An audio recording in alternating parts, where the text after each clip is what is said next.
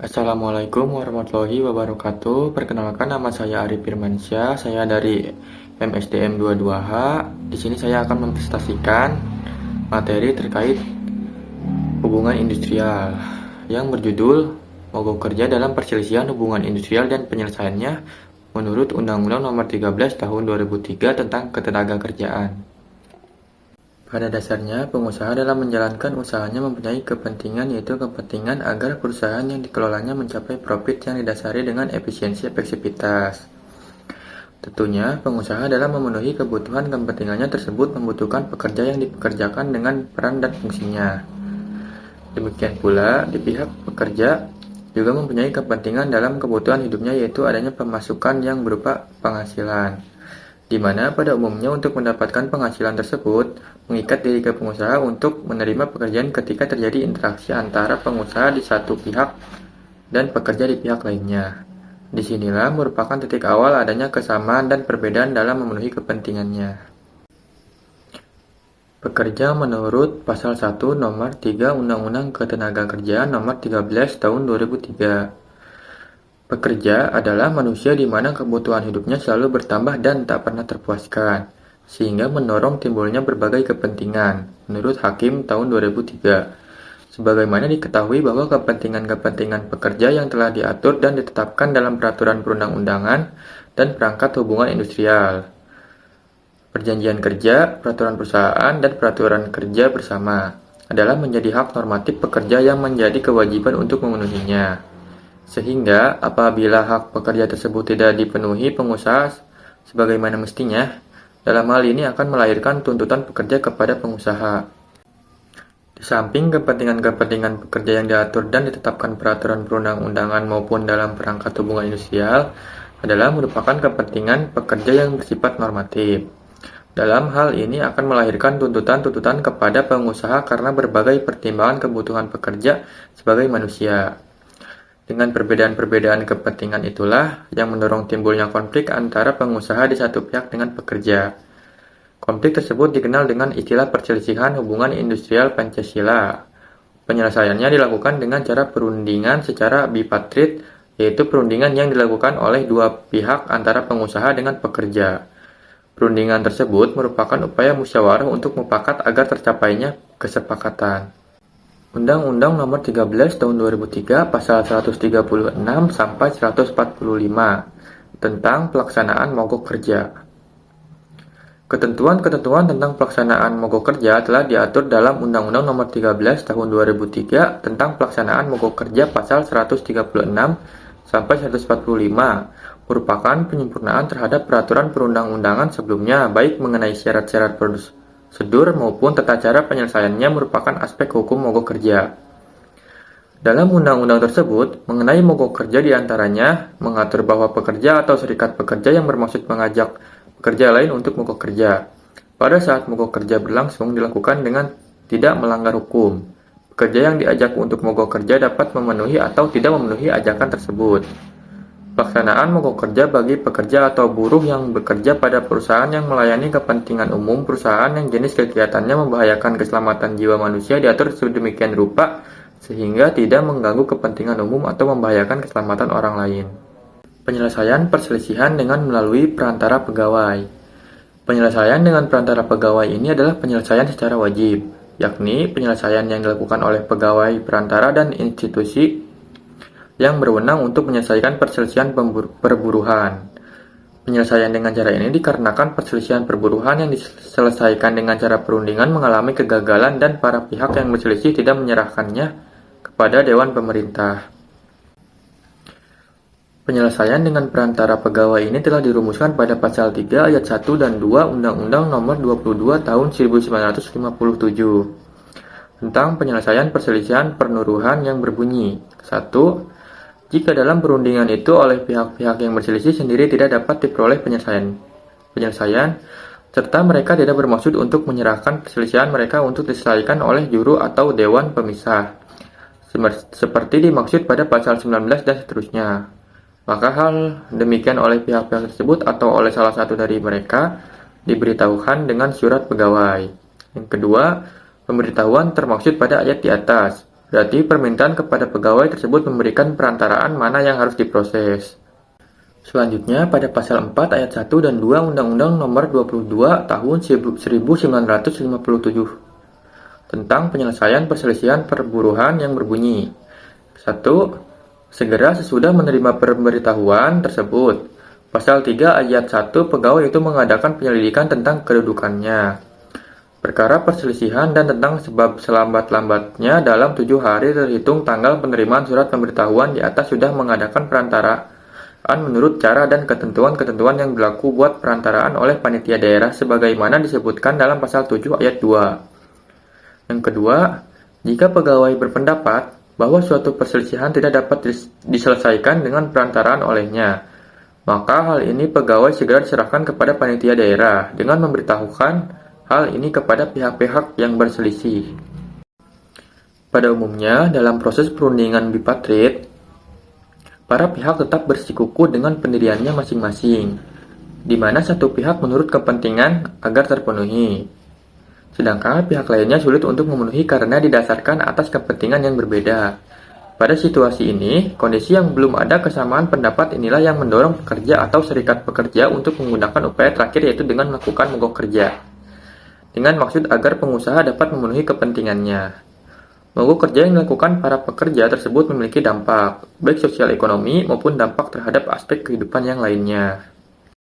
Penyelesaian perselisihan dengan melalui arbitrase oleh juru atau dewan pemisah. Penyelesaian dengan cara ini disebut juga penyelesaian secara sukarela. Dikatakan secara sukarela karena pihak dalam menyerahkan perselisihan atas dasar kehendak dan kesepakatan para pihak yang dalam hal ini adalah majikan atau perkumpulan majikan dengan serikat buruh. Hakim 2010, Undang-Undang Nomor 22 Tahun 1957 tentang penyelesaian perburuhan.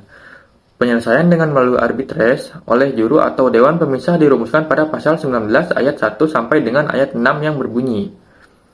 Ke-1, majikan dan buruh yang terlibat dalam perselisihan perburuhan atas kehendak mereka sendiri atau atas anjuran pegawai dan panitia daerah yang memberikan perantaraan, dapat menyerahkan perselisihan mereka untuk diselesaikan oleh juru pemisah atau dewan pemisah. Yang kedua, penyerahan pada juru pemisah atau dewan pemisah dinyatakan surat perjanjian antara kedua belah pihak di hadapan pegawai dan panitia daerah tersebut. Yang ketiga, penunjukan juru pemisah atau pembentukan dewan pemisah begitu pula tata cara pemisah tersebut pada persetujuan kedua belah pihak. Sedangkan pegawai atau panitia daerah yang memberikan perantaraan dapat pula dipilih menjadi juru pemisah atau dewan pemisah atau atas permintaan bantuan kedua belah pihak dalam pemilihan juru pemisah atau pembentukan dewan dan penyusunan tata cara pemisah. Keempat, putusan juru pemisah atau dewan pemisah sudah disahkan oleh panitia pusat mempunyai kekuatan hukum sebagai putusan panitia pusat. Kelima, panitia pusat hanya dapat menolak pengesahan jikalau ternyata putusan tadi melampaui kekuasaan juru atau dewan pemisah atau di dalamnya terdapat hal-hal yang menunjukkan etika buruh yang bertentangan dengan undang-undang tentang ketertiban umum atau dengan kesusilaan. Yang keenam, akibat-akibat penolakan pada ayat 5 diatur oleh panitia pusat. Rumusan selanjutnya diletakkan pada pasal 20 ayat 1 dan 2 yang berbunyi sebagai berikut. Yang ke-1, putusan tersebut memuat hal-hal yang termuat dalam surat perjanjian tersebut dalam pasal 19 ayat 2. Ikhtisar dari tuntutan-tuntutan balasan-balasan serta penjelasan-penjelasan lebih lanjut dari kedua belah pihak. Pertimbangan yang menjadi dasar putusan ini dan pokok putusan. Yang kedua, putusan tersebut diberi tanggal, dibubuhi nama tempat di mana putusan itu diambil dan ditandatangani oleh juru pemisah atau anggota-anggota dewan pemisah. Panitia penyelesaian perselisihan perburuhan terdiri dari panitia daerah dan panitia pusat. Keanggotaan panitia daerah terdiri dari seorang wali Kementerian Perburuhan sebagai ketua merangkap anggota, dan anggota-anggota lainnya terdiri dari seorang wakil Kementerian Pertanian serta seorang wakil Kementerian Perhubungan atau Kementerian Pelayaran, 5 orang dari kalangan buruh dan 5 orang dari kalangan majikan. Tiap-tiap anggota ditunjuk seorang anggota pengganti. Adapun keanggotaan panitia pusat terdiri dari seorang wakil Kementerian Perburuhan sebagai anggota merangkap kedua dan wakil Kementerian Perindustrian. seorang wakil Kementerian Keuangan, seorang wakil Kementerian Perhubungan atau Kementerian Pelayaran, 5 orang dari wakil buruh, dan 5 orang dari kalangan majikan sebagai anggota. Untuk tiap-tiap anggota ditunjuk sebagai seorang anggota pengganti. Prosedur penyelesaian mogok kerja setelah lahirnya Undang-Undang Nomor 13 Tahun 2003 tentang Ketenagakerjaan. Hakim menyatakan sejak Undang-Undang Nomor 13 Tahun 2003 tentang Ketenagakerjaan diberlakukan, penyelesaian mogok kerja mengalami perubahan yang merupakan penyempurnaan terhadap peraturan perundang-undangan sebelumnya. Peraturan terhadap penyelesaian mogok kerja dijelaskan pada pasal 141 ayat 2 sampai dengan ayat 5 yang berbunyi sebelum dan selama mogok kerja berlangsung. Instansi yang bertanggung jawab di bidang ketenagakerjaan wajib menyelesaikan masalah yang menyebabkan timbulnya pemogokan dengan mempertemukan dan merundingkannya dengan para pihak yang berselisih. Dalam hal perundingan sebagaimana dimaksud dalam ayat 2 menghasilkan kesepakatan, maka harus dibuatkan perjanjian bersama yang ditandatangani oleh para pihak dan pegawai dari instansi yang bertanggung jawab di bidang ketenagakerjaan sebagai saksi. Dalam hal perundingan sebagaimana dimaksud dalam ayat 2 tidak menghasilkan kesepakatan, maka pegawai dari instansi yang bertanggung jawab di bidang ketenagakerjaan segera menyerahkan masalah yang menyebabkan timbulnya mogok kerja kepada lembaga penyelesaian perselisihan hubungan industrial yang berwenang. Dalam hal perundingan tidak menghasilkan kesepakatan dimaksud dalam ayat di atas, maka atas dasar perundingan antara pengusaha dengan serikat pekerja atau serikat buruh atau penanggung jawab mogok kerja, mogok kerja dapat diteruskan atau dihentikan untuk sementara atau dihentikan sama sekali. Secara khusus, prosedur penyelesaian perselisihan hubungan industrial diatur oleh Undang-Undang Nomor 2 Tahun 2004 tentang penyelesaian perselisihan hubungan industrial. Dengan cara yang pertama, penyelesaian melalui bipartite. Penyelesaian perselisihan yang terbaik adalah penyelesaian oleh para pihak yang berselisih secara musyawarah, mufakat, tanpa ikut campur pihak lain, sehingga dapat memperoleh hasil penguntungan kedua belah pihak. Menurut Tulu Husni, tata cara penyelesaian secara bipartite atau negosiasi dalam Undang-Undang Nomor 2 Tahun 2004 tentang penyelesaian perselisihan hubungan industrial diatur dalam pasal 6 dan 7 pada intinya adalah: yang satu, perundingan untuk mencari penyelesaian secara musyawarah untuk mencapai mufakat yang dilakukan oleh para pihak harus dibuatkan risalah yang ditandatangani oleh para pihak. Kedua, jika musyawarah yang dilakukan mencapai kesepakatan penyelesaian, dibuat perjanjian bersama yang ditandatangani oleh para pihak. Tiga, perjanjian bersama tersebut bersifat mengikat dan menjadi hukum serta wajib dilaksanakan oleh para pihak. Keempat, perjanjian bersama tersebut wajib didaftarkan oleh para pihak yang melalui perjanjian pada Pengadilan Hubungan Industrial pada pengadilan negeri di wilayah para pihak mengadakan perjanjian bersama. Kelima, apabila perjanjian bersama tersebut tidak dilaksanakan oleh salah satu pihak, pihak yang dirugikan dapat mengajukan permohonan eksekusi kepada Pengadilan Hubungan Industrial pada pengadilan negeri di wilayah perjanjian bersama didaftarkan untuk mendapat penetapan eksekusi. Keenam, dalam hal pemohon eksekusi berdomisili di luar pengadilan negeri tempat pendaftaran perjanjian bersama, pemohon eksekusi dapat mengajukan permohonan eksekusi melalui Pengadilan Hubungan Industrial pada pengadilan negeri di wilayah domisili pemohon eksekusi untuk diteruskan ke Pengadilan Hubungan Industrial pada pengadilan negeri yang berkompeten melaksanakan eksekusi. Penyelesaian melalui mediasi. Penyelesaian dengan mediasi diatur dalam pasal 1 angka 11 Undang-Undang Nomor 2 Tahun 2004 tentang penyelesaian perselisihan hubungan industrial menyebutkan bahwa mediasi hubungan industrial adalah penyelesaian perselisihan hak. Perselisihan antar serikat pekerja atau serikat buruh hanya dalam satu perusahaan melalui musyawarah yang ditengahi oleh seorang atau lebih mediator yang netral. Mediator hubungan industrial yang selanjutnya disebut mediator adalah pegawai instansi pemerintah yang bertanggung jawab di bidang ketenagakerjaan yang memenuhi syarat-syarat sebagai mediator yang ditetapkan oleh menteri untuk bertugas melakukan mediasi dan mempunyai kewajiban memberikan anjuran tertulis kepada para pihak yang berselisih untuk menyelesaikan perselisihan hak, perselisihan kepentingan, perselisihan pemutusan hubungan kerja, dan perselisihan antar serikat pekerja atau serikat buruh hanya dalam satu perusahaan. Pasal 1 angka 12 Undang-Undang Nomor 2 Tahun 2004 tentang penyelesaian hubungan industrial. Berdasarkan Undang-Undang Nomor 2 Tahun 2004 tentang penyelesaian perselisihan hubungan industrial pada pasal 1 angka 17 dijelaskan bahwa yang dimaksud pengadilan hubungan industrial adalah pengadilan khusus yang dibentuk di lingkungan pengadilan yang berwenang berwenang memeriksa, mengadili, dan memberikan putusan terhadap perselisihan hubungan industrial. Pengadilan hubungan industrial ini mempunyai kewenangan mutlak atau kompetensi absolut. Hal ini disebutkan pada pasal 56 di dalam undang-undang tersebut, yakni Pengadilan Hubungan Industrial bertugas dan berwenang memeriksa dan memutuskan.